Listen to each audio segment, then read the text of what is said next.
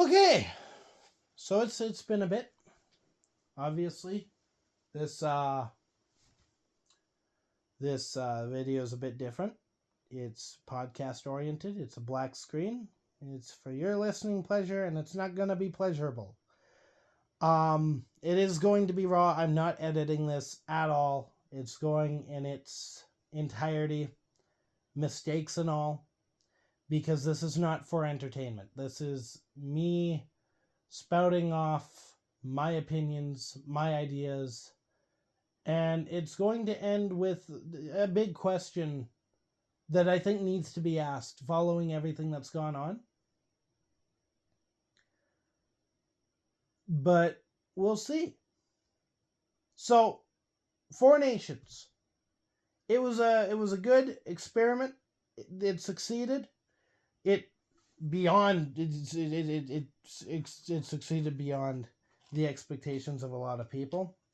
It was a vast improvement to what we saw with the All-Star game last year. It was way better than the basketball All-Star game that happened within the NBA. All in all, seeing best on best hockey in an international setting, it was good. I liked it. I didn't like the other stuff. I'm going to say right now, media plays a big role in how things are perceived, both by both parties of some sort of conflict. A big example of that was the whole situation of the American national anthem being booed. There were facts that were left out in most reports. It just turned into a Canadians hate America narrative, which that's not the case. In Canada, because hockey is so big here, it's the biggest stage to make statements on. So when you've got a leader in the country south of us that happens to have a national anthem that is represented at most NHL games doing something stupid, we're going to use whatever we can, in this case the American national anthem, as a way to portray our disdain for the stupid decisions that said head of anthem themed nation is doing.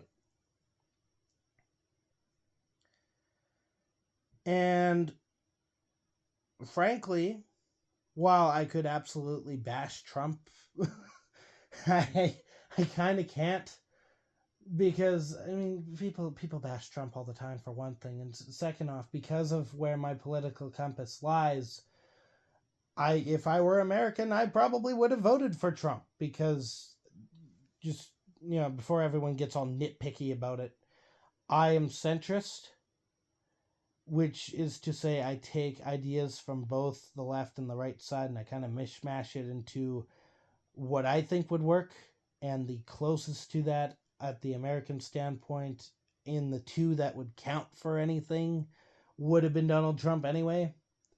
I didn't like both candidates. Both of them kind of sucked, but you kind of have to pick the better of two evils on that one. But the point of the matter is, this isn't to bash Trump. But it is kind of, in a way, bashing the American people that follow him. In that they kind of... It's disturbing what they've said over the course of Four Nations. I think there's a lack of understanding as to what Canada's really pissed about. Because there's a huge narrative in the United States, at least from the media that I can see, that we're pissed off because of the tariffs, and we're not. We're not happy with them by any means, because it is going to be an economic nightmare. But I think what most Canadians are concerned about is the threat of our sovereignty. And that's where I'm in a bit of a strange situation. I'm Canadian. Born Canadian, raised Canadian. I am filled with Canadian blood. And I cheer for American markets, like franchises and sports teams. In the NBA, it's the Boston Celtics. In the NHL, it's the Utah Hockey Club. In the MLB and the NFL, it's the two Arizona teams and the Cardinals and the Diamondbacks. I think maybe that's enough to give you a bit of an idea as to why it's a bit conflicting for me. It's not really conflicting as me, if that makes any sense. I know what my identity lies in. It's with Canada. But it over the course of the break, it kind of turned into something. I got turned into, just point blank here, for a small group of people, I got turned into a political talking point. Because if I'm supporting all these American franchises, I must want to be an American. Let's go annex Canada. Because I represent all of Canada all of a sudden. Because I am the only Canadian that fits their narrative of they want to be part of us. And I don't appreciate that kind of stuff. As it is, I tend to leave my political ideologies out of my stuff because it's stupid.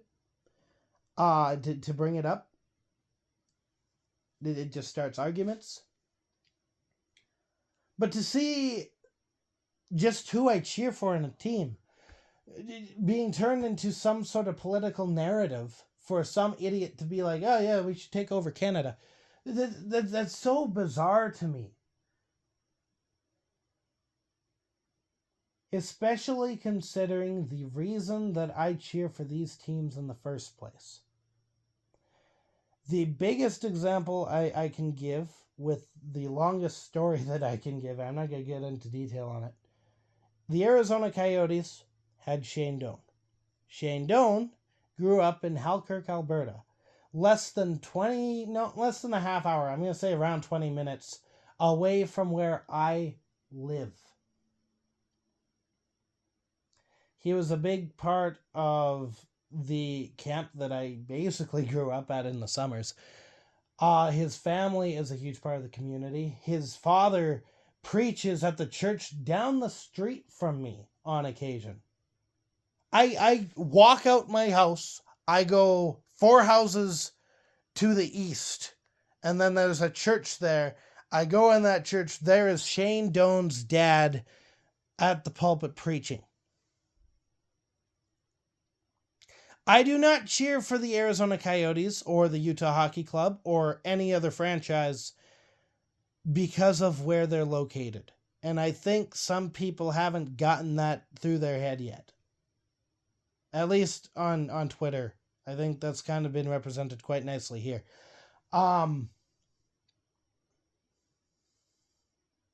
Yeah, it's...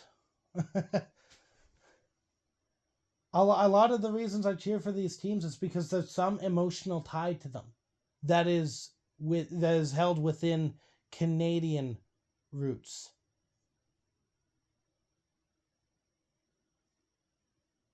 So all that to say, I'm not thrilled with the fact that I was turned into some political icon. I'm not thrilled with the fact that some of the people within the fan base that I am a part of, they've been marching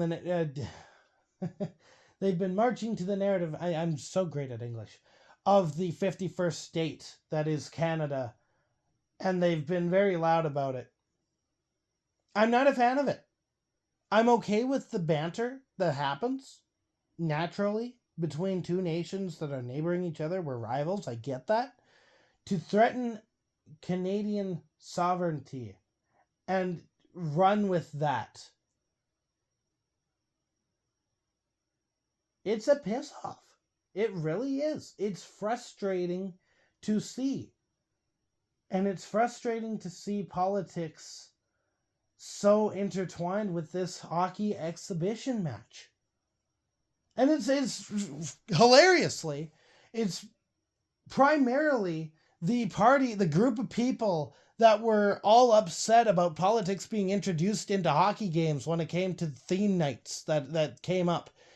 It's those people that were marching this political drum, turning this tournament that's an exhibition match into something extremely, extremely political. It's got to stop.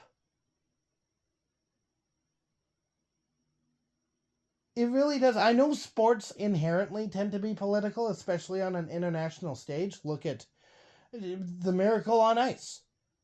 America versus the Soviets. I get that in certain positions, politics are going to come from it. There's a difference, I think, here, though.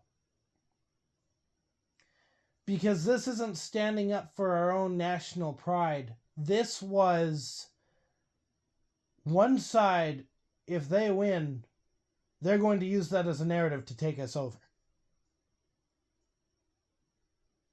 It wasn't Russia's the best versus US is the best. This is Canada wants to stay Canada.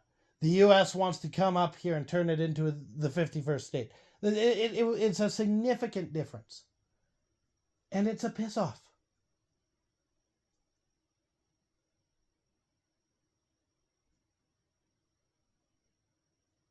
And it makes cheering for these American teams just a little bit less fun. So that's where this existential crisis for the channel comes in. I'm seriously considering, if not taking a bit of a hiatus until something gets straightened out politically, because I'm not taking the chance that my channel, my allegiances to what teams I cheer for, I'm not taking the chance that gets used in some more political talks. I don't want that. So whether it's a hiatus, or maybe I switch to Edmonton, I've been contemplating that. I would not mind falling back to my childhood roots and cheering for Edmonton again. I wouldn't mind that. I don't want to, because I've got too many ties with the team I currently cover for, at least freelance. But I'm really not keen on this idea of taking the risk that I'm not used for more talks of, well, this guy likes American teams. This guy's all for America. Let's take him over.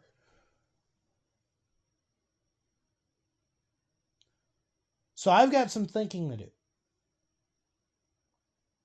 And part of that is going to be, however this response goes. I was very adamant. I think maybe I mentioned this earlier, but this is like take 11. I don't know what I said in this one compared to the last 10 takes. But this is the main reason that I wanted to hold off until a couple days after the Four Nations face-off, which included the two previous games that I also ended up missing. I didn't want the Four Nations face-off to be at the front of everyone's mind. I really didn't want this video to be the one that takes off all of a sudden, because the trending thing right now is the Four Nations face-off, that whole thing. Because this isn't something that's me talking about hockey. This is me spilling out some personal concerns. There's no fancy editing going into it. There's no real effort going into it. I'm sitting on my couch talking to the phone. That is currently the reason it's a black screen, is you are actually looking at my couch. It is face down on my couch. There's no professionalism here. There's nothing I want to be professional here. It's just me and you sitting in a room and me just venting to you.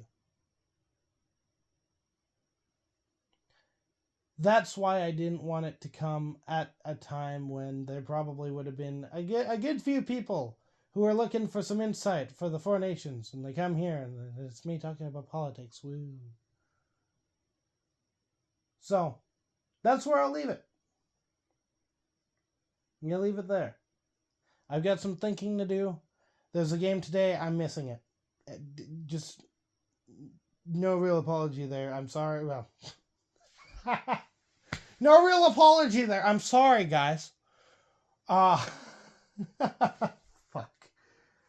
Oh, man.